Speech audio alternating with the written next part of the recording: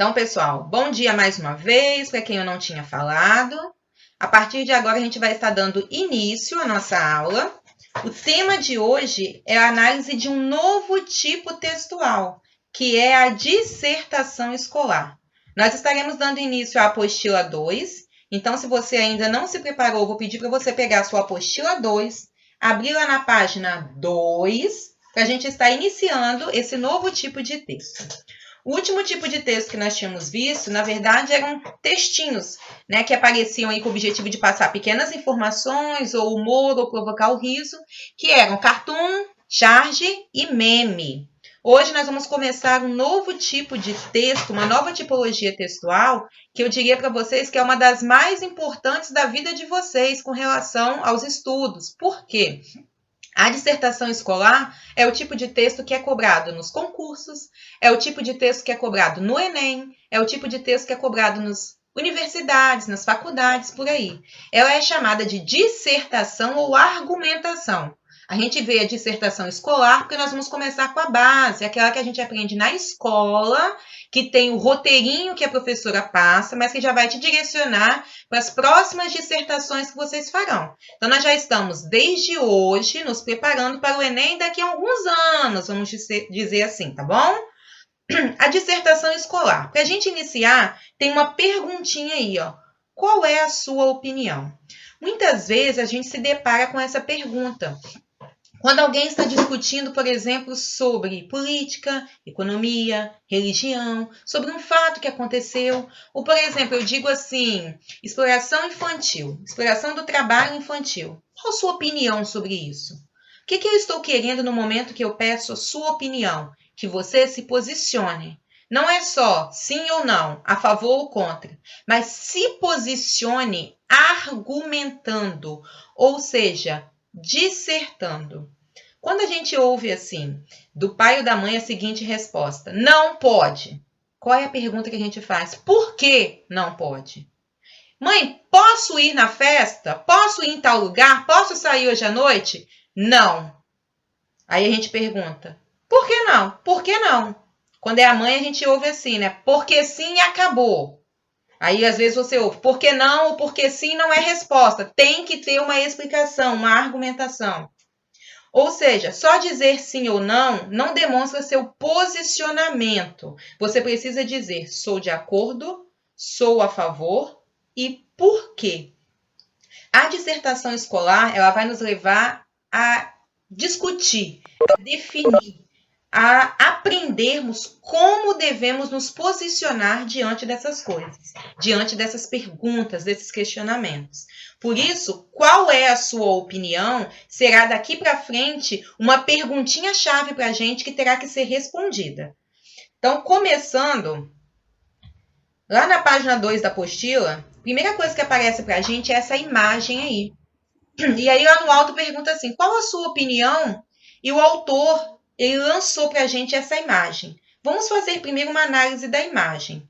Eu tenho um ambiente que foi devastado pela chuva. Vocês estão vendo ali que houve uma enchente, né? Ou transbordou um rio, um córrego, um valão, a gente não sabe qual é o local, mas você tem o carro aí já quase todo coberto de água. Você tem um local que foi bem devastado pela chuva, pela quantidade de água. E aí você tem a pergunta, qual a sua opinião sobre isso? Ou seja, qual é o assunto que está sendo discutido ali? Talvez uma questão de problemas causados pela chuva, talvez as dificuldades de determinado bairro, determinada cidade, determinado estado, de conduzir essas questões climáticas aí, de como se comportar quando chove demais. Então, nós temos N suposições de qual seria a discussão que a pessoa quer levantar em cima dessa fotografia. Entretanto, nós temos um problema, nós temos uma situação-problema. Quando você vê esse carro quase coberto pela água, você percebe que você tem um problema. Então, embaixo nós temos as perguntinhas. Sua cidade tem problemas? Vamos nem enumerar, né, gente? Vamos nem enumerar os probleminhas de Cariacica, senão a gente vai ficar aqui na live todinha e não vai conseguir concluir.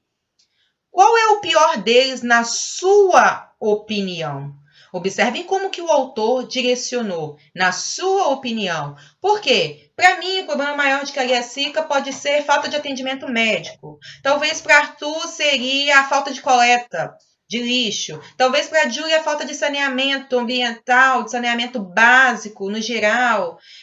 Isabelle poderia pontuar aí a questão da violência. Então, cada um vai identificando um problema que, na opinião dele, seria o seu problema maior em Cariacica.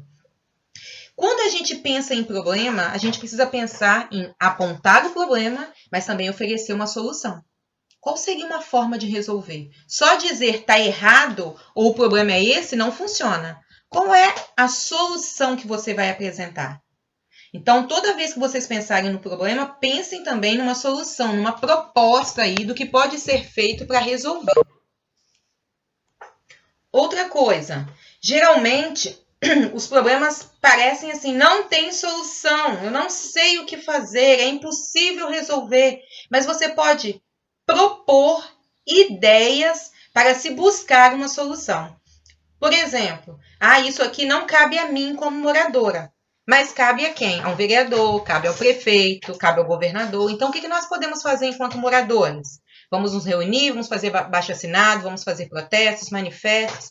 Talvez você não consiga solucionar, não consiga apresentar o problema, mas você pode proporcionar, viabilizar meios para que esses problemas sejam solucionados. Então, toda vez que a gente pensar em um problema, lembrem disso. Eu tenho que apontar o problema e eu tenho que apresentar a solução. Isso aí não é só na dissertação, não, tá, gente? Isso aí é para a nossa vida. Fulano fez algo errado, ficou ruim. Quando você for apontar, pense na sugestão que você vai dar a ele. O que ele poderia fazer para melhorar? Como você pode ajudá-lo? Eu não fiz, quem fez foi fulano, ficou horrível. Tá, e o que pode ser feito para melhorar? Então, toda vez que a gente apontar um erro e apontar um problema, precisamos pensar também numa solução. Ok, pessoal? Então, vamos lá. Dissertar. Dissertar significa falar, debater, refletir, informar alguém a respeito de um assunto. Quando a gente fala que está lendo ou produzindo um texto dissertativo, significa que o objetivo desse texto é provocar uma reflexão ou uma discussão. Anotem aí na apostila de vocês. Todo texto dissertativo procura provocar uma reflexão. Anotem aí.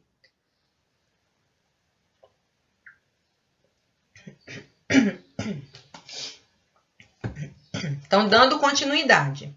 Se todo texto procura provocar, todo texto dissertativo, uma reflexão, dissertar significa falar, discutir, debater, refletir ou informar alguém a respeito de um assunto.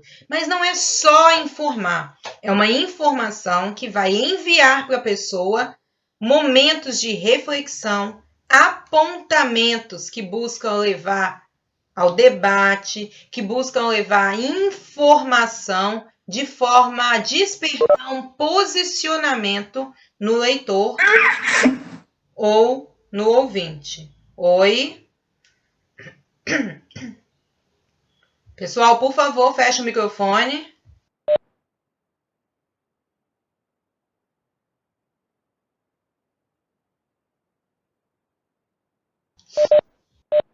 Ok? Estão me ouvindo?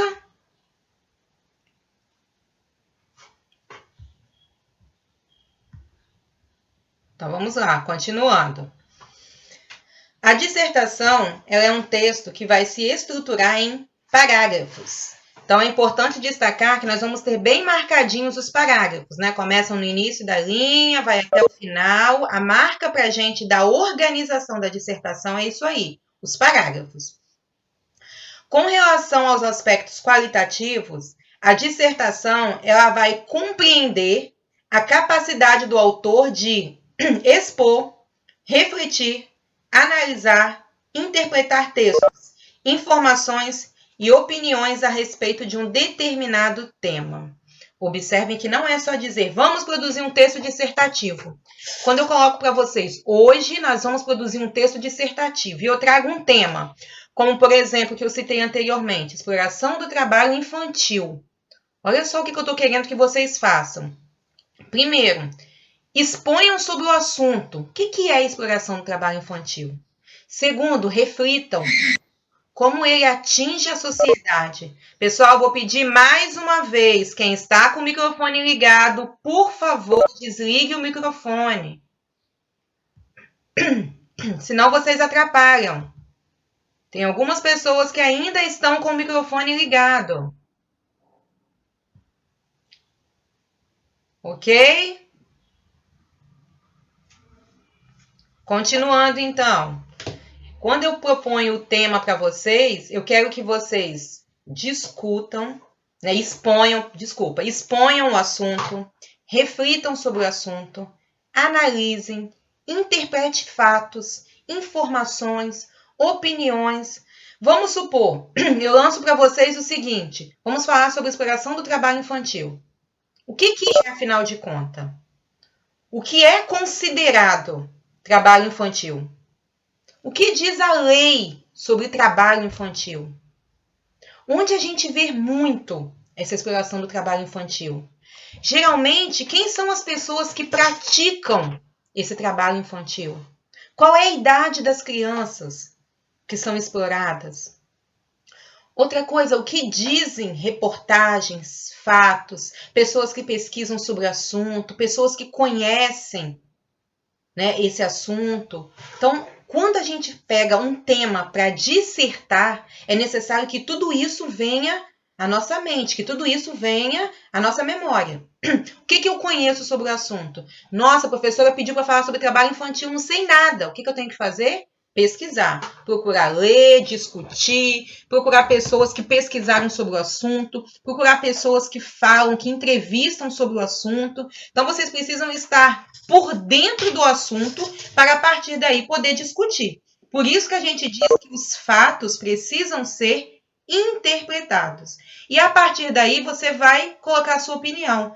Muitas vezes você acaba sendo a favor de um assunto, quando você começa a pesquisar, você é contra. Ou você é contra e quando começa a pesquisar, você já muda sua opinião, passa a ser a favor. Porque você vai vendo que aquilo que você conhecia é muito pequeno, perto daquilo que você ficou sabendo que existe, perto daquilo que você sabe que as pessoas falam, que as pessoas pesquisam, perto daquilo que você pode conhecer sobre o tema. Então, toda vez que a gente for discutir um texto ou dissertar sobre um assunto, a gente precisa ter conhecimento desse tema para, a partir daí, a gente se posicionar, a gente aprender a debater. Tem aquelas brincadeiras que às vezes a gente vê em sala de aula, quando o professor propõe assim, ó, vamos fazer um debate. Quem é a favor fica do lado de cá, quem é contra fica do lado de cá. Essa atividade é uma atividade bacana porque a partir do momento que você diz sou contra ou a favor, você precisa criar argumentos. O que é criar argumentos? Criar estratégias. Por exemplo, se eu sou a favor e eu tenho a Julie que é contra, eu quero convencer a Julie que ela precisa mudar a opinião dela. Então, eu vou expor os meus argumentos de modo que eu seja favorecida por eles, de modo que eu saiba como usar as palavras, as informações. Eu vou criar estratégias para fazer a Julie mudar de opinião. Isso é dissertar, é apresentar os seus argumentos, as suas ideias sobre o assunto, de forma que você deixe bem claro qual é o seu posicionamento e a partir daí o outro ele possa ou aceitar ou mudar de ideia, né? Vamos dizer assim, mudar de ideia e passar a aceitar, ou continuar com a opinião dele e dizer não concordo porque os meus argumentos são outros. E aí você também tem que respeitar os argumentos das pessoas. Então, não esquecer disso. Não existe sim ou não sem argumentos. Por isso que na avaliação a gente pergunta sim ou não e por quê. Esse porquê é uma forma de você estar colocando, expondo seus argumentos, sua opinião sobre determinado assunto. Certo, pessoal? Até aqui ok para todo mundo? Ok? Para todo mundo? Beleza. Então, vamos dar continuidade aí. Quando a gente fala do texto dissertativo, ele tem também uma estrutura. Ele é organizado dentro de um determinado modelo, dentro de um determinado padrão. Primeiro, a professora veio e expôs o tema. Quando a gente fala dissertação escolar, é porque é um texto que foi proposto pela professora dentro da sala de aula, foi proposto na escola. Então, eu chego, proponho um tema para discussão e, a partir dali, eu vou pedir para que vocês produzam alguma coisa dentro do padrão. Qual é o padrão do texto dissertativo? Primeiro, precisa ter um título. Por que o texto precisa ter um título? Porque quando eu coloco título, eu tenho aquele tchan, aquela chamada, né, que vai seduzir a pessoa que está lendo. Ou seja, o meu título tem que chamar a atenção do leitor. Ele tem que seduzir. Por isso que ele tem que ser aquele tchan. Li o texto e fiquei interessada no assunto, fiquei interessada na leitura. Então, primeiro, ter um título. Segundo, a quantidade de linhas ela também é limitada. Precisa estar entre 12 e 30 linhas. Larissa pediu para falar? Larissa pediu para falar? Levantou a mãozinha? Ok. Porque às vezes vocês batem sem querer aí, é só prestar atenção. Ok. Então vamos lá. Ele precisa estar escrito entre 12 e 30 linhas. No mínimo 12, no máximo 30. Divididos em parágrafos. Geralmente, o texto dissertativo ele tem entre 4 e 5 parágrafos. Posso fazer só em 3? Pode. Por que a gente diz assim entre 4 e 5, perdão, e que pode acontecer de ter só 3? Porque o primeiro é o nosso começo, é a nossa apresentação, que a gente vai chamar de introdução. Depois nós temos o desenvolvimento, e por último a conclusão. O desenvolvimento ele pode até ser feito em um único parágrafo, só que às vezes acontece de ficar muito longo. Por isso que a gente diz que não é ideal fazer uma dissertação só em 3 parágrafos. Fica muito longo, fica cansativo, fica aquele período imenso, cheio de vírgulas, ponto final, então fica cansativo. O ideal é que a gente faça entre 4 e 5. E por que eu disse 4 e 5? Porque você precisa argumentar. E para argumentar, você precisa ter, no mínimo, 2 argumentos. Então, você pode colocar os 2 argumentos, cada um em um parágrafo. Introdução, argumento 1, argumento 2 e conclusão. Ou você pode colocar até 3 argumentos. Aí vai ficar introdução, argumento 1, 2 e 3 e o último a nossa conclusão. Então, guardem. Sugestão. Não é que não pode fazer 3 parágrafos, mas a gente aconselha a fazer no mínimo 4 parágrafos. Então, voltando. O texto ele tem que estar escrito entre 12 e 30 linhas, fazer uso da linguagem culta e se dividir em 3 momentos. Introdução, que apresenta para a gente a tese, ou seja, eu estou falando sobre o trabalho infantil, exploração do trabalho infantil. Então, eu afirmo que o trabalho infantil ele é um problema dentro da sociedade brasileira. Essa é a minha tese. O que é a tese? É a afirmação que você faz lá no primeiro parágrafo, que a partir dela você vai continuar o seu texto, você vai discutir. Quando você começa um texto, você vai precisar apontar uma tese. Você vai precisar se posicionar. Você é contra, a favor ou como você vê isso? Aí eu quero falar sobre saúde. A saúde no Brasil é um caos. Apontei, afirmei, essa é a minha tese. Agora eu vou discutir por que a saúde no Brasil ela é um caos. Então, a partir da sua tese, você vai discutir com seus argumentos sobre o assunto. Depois você vai para o desenvolvimento, onde você vai apresentar os argumentos. E aí, esses argumentos, eles podem aparecer em 2 ou 3 parágrafos. Relembrando, Matheus está fazendo a pergunta e eu estou explicando. O texto argumentativo, ele pode ter 3 parágrafos, mas não é aconselhável porque o terceiro parágrafo fica muito longo, muito extenso. Então, é aconselhável que vocês façam 4 ou 5 parágrafos. A quantidade de linhas é você que vai dividir. Às vezes você faz o primeiro parágrafo com 3 linhas só, o segundo fica com 10. Então, depende, é você que vai fazer essa divisão. Só que tem que ter o texto todo, no mínimo 12 linhas e no máximo 30, tá? Todos os parágrafos. Então, a introdução traz a tese. O desenvolvimento você traz os argumentos. E a conclusão? A conclusão você traz a solução ou a proposta de solução. Nossa, é difícil, hein? É. Só que se você apresentou lá no seu texto, no início, na introdução, a sua tese, a sua opinião, você tem que apresentar uma proposta. Você não pode só criticar. Tá ruim? O que a gente pode fazer para melhorar, então? Você precisa apresentar uma ideia. Nossa, mas é impossível. Calma aí. Então, vamos pensar em algo que possa ser possível, que possa ser feito. Lógico, né, gente? Nada mirabolante, né? Vamos pensar aí que nada de contos de fadas, nada de pozinho de pirim-pim-pim, coisas assim que possam ser possíveis, que possam chegar ao nível da possibilidade de ser realizado pelo ser humano. Então, eu sei que eu posso lutar para diminuir a corrupção. Como? A gente pode diminuir o número de impostos, a gente pode usar os impostos para outras coisas. A gente vai pensar em argumentos que possam ser sustentados, né, por opiniões, por pesquisas, coisas plausíveis de serem feitas. Então, a conclusão, ela tem que trazer para a gente uma solução, uma proposta. Ok? Então, refazendo, isso aí é a nossa estrutura da argumentação, da dissertação.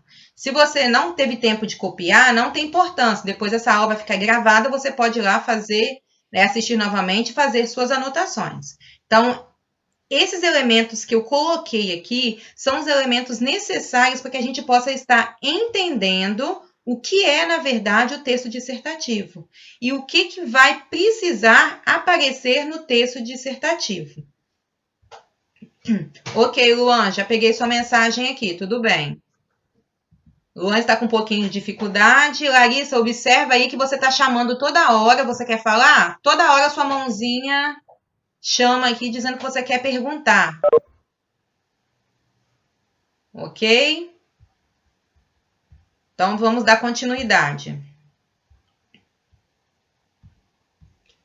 Quando a gente quer defender uma tese, quando a gente busca argumentar sobre determinado assunto, nós dizemos que temos que ter argumentos ou provas concretas. O que é esse argumento? Vamos voltar ao exemplo que eu tinha comentado. Exploração infantil. É bom? Não é? Lógico que a gente espera que vocês colocam que não é, né? Que é um problema. E é um problema por quê? Então, eu preciso pontuar esses argumentos. Aí, do lado, nós temos um comentário aqui, ó, que está até na apostila de vocês. Argumento é a palavra derivada do latim argumento, que originalmente quer dizer fazer brilhar e iluminar. Ou seja, chamar a atenção, clarear a ideia. Portanto, ao utilizarmos argumentos, fazemos brilhar nossas ideias e damos ênfase a elas. Os argumentos são justificados, né, são utilizados para justificar uma tese. Os argumentos são justificativas para a tese. Sou a favor ou contra? Por quê? E aí eu vou colocar aí os meus argumentos. Então, voltando ao exemplo que eu estava comentando. Exploração infantil. A exploração infantil no Brasil ela é um problema. Por quê? Por causa disso, disso e disso. Citei argumentos. Agora eu vou discutir esses argumentos. Ela é um problema porque prejudica o desenvolvimento da criança, tira as crianças da escola e faz com que adultos percam o trabalho porque a criança acaba sendo explorada e é uma mão de obra mais barata. Vocês estão vendo como que eu citei 3 argumentos? Agora eu tenho que explicar. Por que prejudica o desenvolvimento da criança? Por que a criança sai da escola? E por que o adulto acaba também sendo prejudicado com o trabalho infantil? Então, você precisa citar os argumentos e discutir sobre eles. Quando você cita os argumentos, como no caso aqui que eu citei 3 pontos, a gente precisa recorrer a coisas, a fatos, a palavras, a citações que poderão nos auxiliar. Só um momentinho, pessoal. Que poderão nos auxiliar a fundamentar esses argumentos. Eu posso citar, por exemplo, que a exploração infantil ela é prejudicial por um fator histórico, ou seja, a história já comprovou, em tal momento na história aconteceu isso, um autor tal pesquisou sobre isso, então eu posso citar um fato histórico. Segundo, eu posso citar um exemplo do cotidiano, como crianças que eu vejo em determinado bairro, em determinado estado, na minha rua, na minha escola, que eu sei que participam disso aí, então é um fato cotidiano. Eu posso citar resultado de pesquisas científicas. Uma pesquisa realizada pelo jornal tal, uma pesquisa realizada pelo cientista tal, comprovou, você pode citar. Você pode citar dados estatísticos. De acordo com o Ministério do Trabalho, tantos por cento estão desempregados porque as crianças são utilizadas na mão de obra, ocupando cargos, né, ocupando empregos. Então, você pode citar esses dados estatísticos. Você pode citar também um argumento de autoridade. Por exemplo, o ministro tal, ou o escritor tal, o filósofo, o sociólogo que afirmou isso aí. Ou você pode ir pelo raciocínio lógico. Ou seja, é óbvio, todo mundo percebe que a exploração infantil é prejudicial porque provoca isso. É nítido no dia a dia, a gente consegue perceber. Então, observem que vocês podem recorrer a vários fatores. Para você fundamentar seu argumento, você pode usar um fato histórico, uma citação histórica, e aí vai para a pesquisa, né? Você pode pesquisar aí fatos, acontecimentos que marcaram a história do país, a história do mundo, né? Pesquisa sobre leis, sobre momentos que essas leis surgiram, como a sociedade se comportou diante disso. Você pode citar um exemplo do cotidiano, uma notícia que você leu, um fato que você ouviu, ou a história de um amiguinho, a história de um conhecido, de uma pessoa que ficou famosa porque passou por isso aí. Resultado de pesquisas científicas, e aí você vai citar quem foi o pesquisador, quem fez a pesquisa, qual é a fonte daquela pesquisa, qual foi o objetivo, o que disse a pesquisa, quem foram as pessoas pesquisadas, os dados estatísticos, o que é comprovado estatisticamente. Você pode citar argumento da autoridade, então aí também é algo que precisa ser pesquisado para você não errar, né, o nome da pessoa, o nome do autor, o nome do filósofo, o nome da pessoa importante que você quer citar. E por fim, o raciocínio lógico, que por mais que a gente pense que é o mais fácil, é o mais óbvio, mas você também precisa discutir. É óbvio para alguns, a gente consegue perceber, mas você precisa discorrer sobre ele, você precisa discutir. Então, eu vou retomar um pouquinho aqui, tá? O que eu preciso lembrar? Estou organizando o meu texto dissertativo. Eu preciso lembrar de colocar um título que chame a atenção. Eu preciso lembrar da quantidade de linhas. Então, se passar de 30 linhas, o texto já está fora do padrão. Eu preciso usar a língua culta. Então, nós vamos evitar, né? A gente não pode usar de forma alguma gírias, comentários populares, e eu vou evitar expressões comuns, expressões populares. Se você sentir necessidade de citar, vamos dizer assim, um ditado popular ou algo assim, coloque entre aspas, se você tiver necessidade de usar isso aí no seu texto.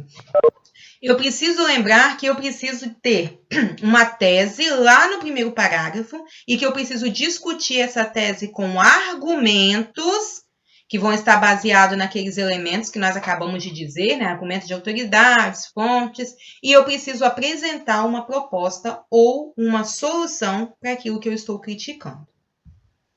Ok? Dúvidas? Perguntas? Certinho aí, pessoal? Ok. Então, continuando. Qual o maior objetivo de uma dissertação? Por que a gente escreve, na verdade, um texto dissertativo? Para convencer alguém de alguma coisa. Para expor minha opinião. E ninguém quer expor sua opinião só por expor, né? Nós queremos colocar nossa opinião com o objetivo de convencer alguém. Então, todo texto dissertativo ele está voltado exatamente para isso aí. Para convencer alguém. E eu só consigo convencer quando eu tenho bons argumentos. Quando eu consigo enfatizar a minha ideia. Então, o autor de um texto dissertativo, ele precisa enfatizar sua opinião e reforçar suas ideias. Como essas ideias serão reforçadas? Por meio de modalizadores. E aí, se você não quiser copiar, você pode passar lá para a sua apostila na página 7 que eu tirei esse quadrinho de lá. Só para a gente estar lembrando quais são os modalizadores. Você pode pegar aí o seu marca-texto, aquela canetinha amarelona, rosa, laranja, a cor que chama atenção aí. Marca aí para a gente quais são os modalizadores. Modalizadores moldam, vamos dizer assim, eles são utilizados, eles têm a função de moldar, de facilitar para a gente, que é escritor, e facilitar para o leitor ou ouvinte a compreensão do assunto. Então, são elementos linguísticos que mostram a atitude do emissor em relação a um enunciado. Ou seja, eu estou emitindo minha opinião e eu vou usar palavras que chamem a atenção. Por exemplo, na sala de aula eu digo muito com vocês, vamos lá, turma, então? Vamos lá? Olha o que eu faço. Vamos lá, eu chamo a atenção de vocês para mim. Eu convido vocês a embarcarem comigo naquele momento. Vamos lá. Então, esse convite que eu faço é algo que eu estou utilizando para enfatizar com vocês a necessidade de estarem atentos, prestando atenção. Quando eu produzo um texto dissertativo, eu também vou usar modalizadores para chamar a atenção. É óbvio, é certo, vale destacar, é importante notar, é lógico que podemos perceber, não podemos nos esquecer, é necessário que façamos. Todos esses elementos que eu utilizo, eles buscam fazer com que o leitor ou ouvinte seja atraído para aquilo que eu vou discutir e a partir dali ele preste atenção porque eu disse o seguinte, é necessário. Opa, o que é necessário? Sem dúvida alguma, se a pessoa está afirmando sem dúvida alguma, é porque ela tem certeza do que ela está dizendo. É necessário, é importante, é lógico, é óbvio, estou fazendo afirmações sobre aquilo que eu vou discorrer. Então, esses modalizadores são elementos construtivos que nós vamos utilizar, fazendo com que o texto fique mais produtivo, fazendo com que o texto flua, fazendo com que o texto consiga chegar ao seu objetivo, que é seduzir quem? O leitor. O ouvinte. Então, são construções que aparecem no interior dos parágrafos ou no comecinho do parágrafo. Às vezes, ele é a primeira palavrinha lá no parágrafo, para chamar a atenção e para mostrar que o segundo parágrafo dá continuidade ao primeiro, que o terceiro dá continuidade ao segundo e assim sucessivamente. Então, nós temos destacados aí, vocês podem estar marcando na apostila. Realmente, é certo que, é lógico que, sem dúvida, inegavelmente, é necessário, é prioritário, é urgente. Eu sei. Oi. Oi. Pessoal, microfone ligado. Infelizmente, felizmente, estranhamente, são elementos que a gente usa para chamar a atenção do ouvinte ou do leitor. Então, não esquecer também que na hora que estiver produzindo um texto dissertativo, precisamos utilizar modalizadores. Ok, pessoal? Certinho?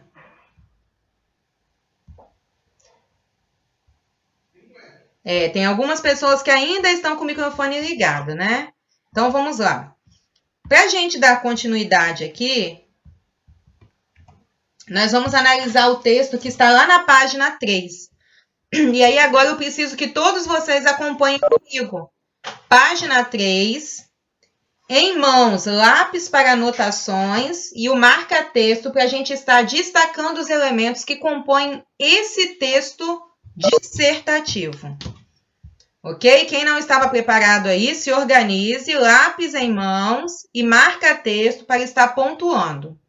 Eu vou fazer a leitura do texto, vou fazer a leitura bem pausadamente, vou pontuar para vocês os argumentos, a tese, os elementos que a autora utilizou. Tá? Eu vou tentar fazer bem pausadamente, porque o texto é um pouquinho longo, para não ficar muito cansativo.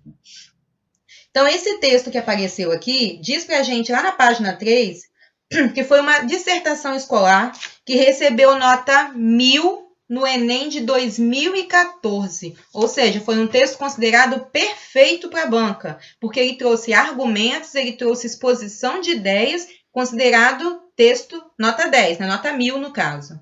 O tema era publicidade infantil em questão no Brasil. Observem que esse era só o tema, não era o título. Era para você falar sobre a publicidade infantil no Brasil. Como que a publicidade infantil afetava ou não as crianças. Então, você tem que pegar o tema e, a partir dali, você tem que já ir pensando. Publicidade infantil, o que que é? Não é uma publicidade comum, é uma publicidade voltada para crianças. Ou seja, ela é favorável ou ela é desfavorável? Ela afeta ou não? Por que que é um ponto a ser discutido? Observem que só do tema eu já fiz N colocações. E aí a autora, né, Paula, a autora começou assim, ó. Publicidade infantil, perigoso, artifício. Observem que só pelo título a pessoa já se posicionou. Ou seja, ela acha, ela propõe discutir que a publicidade infantil ela é algo perigoso. Ela é um artifício, ou seja, algo que é usado, mas que pode trazer malefícios. Por isso ela é perigosa. Vamos lá, como que ela começou o texto. Acompanhe na apostila de vocês. Uma criança imitando os sons emitidos por porcos já foi atitude considerado como falta de educação. Observe que ela faz uma afirmação. No entanto, após a popularização do programa infantil Peppa Pig, e aí ela cita algo do cotidiano, essa passou a ser uma cena comum no Brasil. Agora ele apresentou o assunto. Até então, quando você ouvia aquele sonzinho de porco, né, é porque você estava dizendo o quê? Que a pessoa fez algo nojento, fez algo que a compara a um porco. Só que depois do Peppa Pig, as crianças começaram a reproduzir esse som como se fosse algo normal.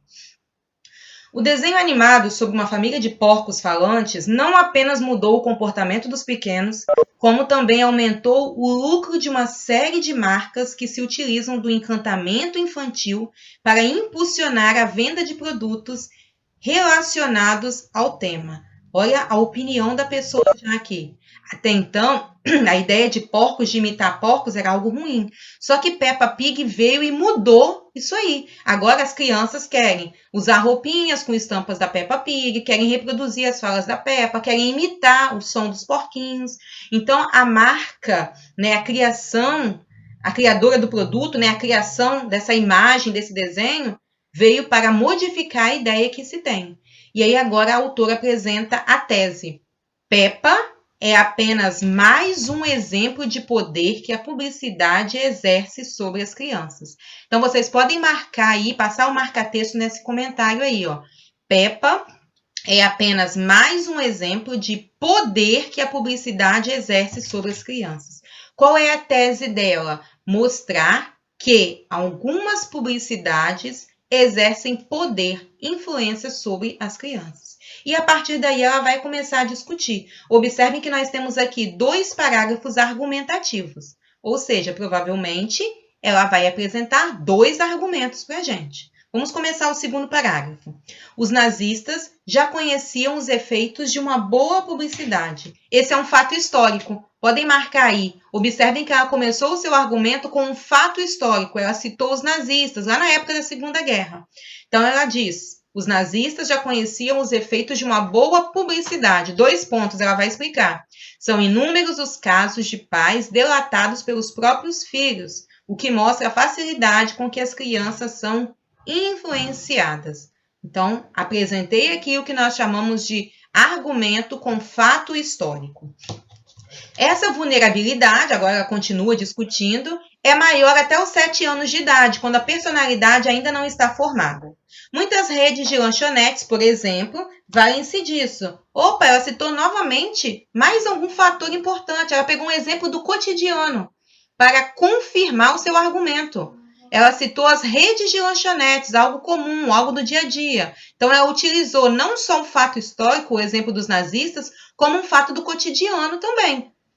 Muitas redes de lanchonete valem-se disso para persuadir seus jovens clientes. Seus produtos vêm acompanhados por brindes e brinquedos. Assim, muitas vezes a criança acaba se alimentando de maneira inadequada na ânsia de ganhar um brinquedo. É aquela história que acontece lá, por exemplo, no McDonald's. A gente compra um Mac feliz porque nem é porque a criança gosta, às vezes, do lanche. Ou a gente faz a criança, obriga a criança a comer o McLanche feliz para poder ganhar o brinquedinho, o brindezinho. Então, isso aí é uma forma utilizada da publicidade para fazer com que a criança consuma o produto, mesmo ela não gostando, simplesmente porque tem um brinquedinho. E aí, eu quero dar mais uma pausa aqui e chamar a atenção de vocês. Em um único parágrafo, que foi esse segundo aí, ela apresentou 2 elementos para fundamentar seus argumentos. Primeiro, o fator histórico, que é a questão dos nazistas, que eu pedi para vocês marcarem. E segundo, um elemento do cotidiano, que foi a questão das redes de lanchonete, que vocês podem estar marcando também. E nós temos um elemento modalizador que apareceu nesse segundo parágrafo. Qual é o elemento modalizador? Quem não quiser responder pode colocar lá no chat. Qual é o elemento modalizador que apareceu para a gente nesse segundo parágrafo? Identificaram? Ela começa o segundo parágrafo dizendo sobre os nazistas, fala sobre a rede de lanchonete. Não. Qual é o elemento modalizador? É o assim, que aparece lá no final. Quando ela vai falando assim, muitas redes de lanchonete, assim, muitas vezes a criança, olha como que ela dá uma pausa e ela chama atenção. Assim, ou seja, dessa forma, baseado nisso que eu já citei, o jeito de falar da pessoa, ou seja, assim. Então, marquem esse assim que aparece aí e coloquem que é um elemento modalizador. Ok? Vou continuar com o terceiro parágrafo. A publicidade, ela interfere no julgamento das crianças. No entanto, censurar todas as propagandas não é a solução. É preciso, sim, que haja uma regulamentação para evitar a apelação abusiva, tarefa destinada aos órgãos responsáveis. No caso da alimentação, a questão é até os 10 anos de idade. A questão é especialmente grave, uma vez que pesquisas mostram que os hábitos alimentares mantidos até os 10 anos de idade são cruciais para definir o estilo de vida que o indivíduo terá quando adulto. Olha o argumento que ela usou aqui. Dados, pesquisas. Então, vocês podem marcar aí o que ela fundamentou aí. Pesquisas mostram que os hábitos alimentares mantidos até os 10 anos de idade são cruciais para definir o estilo de vida que o indivíduo terá quando adulto. Esse aí é o outro elemento que ela usou para fundamentar seu argumento. Está baseado em quê? Em pesquisas. E aí continua com um modalizador. Uma boa solução, olha como eu estou chamando a atenção. Uma boa solução, nesse caso, seria criar propagandas enaltecendo o consumo de frutas, verduras e legumes. Os próprios programas infantis poderiam contribuir nesse sentido, apresentando personagens com hábitos saudáveis. Assim, os pequenos iriam tentar imitar os bons comportamentos. Espero que vocês tenham percebido como que ela apresentou a questão da influência negativa da alimentação, mas ela já disse também como que algo pode ser feito. Ela já apresentou uma pequena solução lá no terceiro parágrafo. Junto com o segundo argumento, a autora já disse que a propaganda poderia utilizar essa questão da alimentação como algo positivo, ou seja, poderia influenciar as crianças, dizendo que se você comer isso, você vai ficar como esse bichinho, como esse animalzinho, como essa pessoa do desenho. Então, ela já apresentou uma solução. E nesse terceiro parágrafo, nós vamos ter como modalizadores, na primeira linha, no entanto, podem marcar. Na segunda linha, é preciso, são elementos modalizadores. Na sexta linha, uma boa solução. E na oitava linha, assim. Ou seja, 4 elementos modalizadores. No entanto, é preciso uma boa solução e assim. Vocês estão vendo como que os elementos modalizadores são importantes? Oi? Caio, desliga o microfone. Eles querem fazer com que o texto tenha continuidade. Você quer falar, Caio? Caio? Então, esses elementos modalizadores, eles querem dar continuidade. Eles querem fazer com que o leitor fique preso ali. Quando eu digo assim para vocês, assim, dessa forma, desse modo, no entanto, eu estou prendendo a atenção de vocês. E aí nós vamos para o último parágrafo. O último parágrafo para a gente, ele é a conclusão. Ou seja, ele é a apresentação da solução. E ele diz assim: contudo, Olha o nosso elemento modalizador. Pessoal, quem é que está usando no nome de Kleberson? Só para eu saber aqui, porque a gente tem que anotar a chamada também. Quem for, está com o vídeo ligado. Aí, às vezes, o vídeo ligado dá um pouquinho de interferência. Então, eu vou pedir para desligar. E aí, é bom também a pessoa se identificar, porque a gente está fazendo a chamada e eu ainda não consegui localizar quem é o Kleberson, tá bom? Então, continuando. O último parágrafo aqui. Contudo, olha como que eu já chamei a atenção das pessoas para finalizar. Diante de tudo isso que foi apresentado, nenhum controle publicitário ou bom exemplo sobre a forma de um desenho animado é suficiente sem a participação ativa da família. Olha o que a autora fez aqui. Ela apresentou uma solução e ela afirmou: tudo que for feito precisa da ajuda da família. Então, é essencial ensinar as crianças a diferenciar bons produtos de meros golpes publicitários.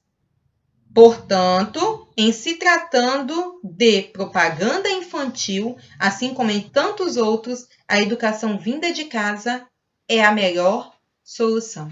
Qual foi a proposta apresentada aí pela autora no final?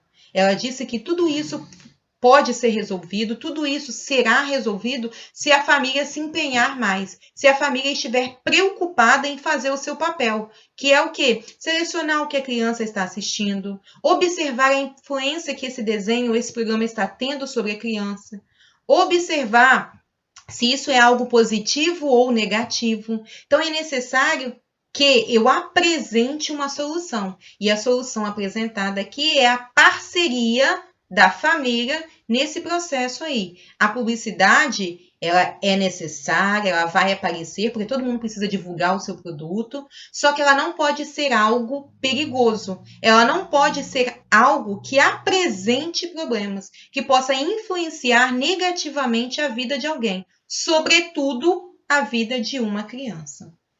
Pessoal, deu para entender? Alguma pergunta com relação a isso aí?